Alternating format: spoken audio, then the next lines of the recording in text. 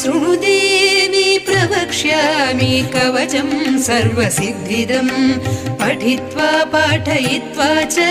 नरो मुच्येत सङ्कटात् शृणु देवी प्रवक्ष्यामि कवचं सर्वसिद्धिदम्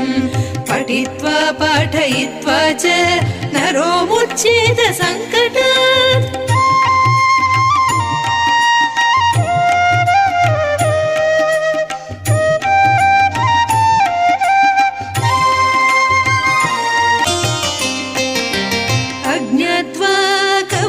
देवी दुर्गा मन्त्रं च यो जपेत् नाप्नोति फलं तस्य परं च नरकं व्रजेत् अज्ञात्वा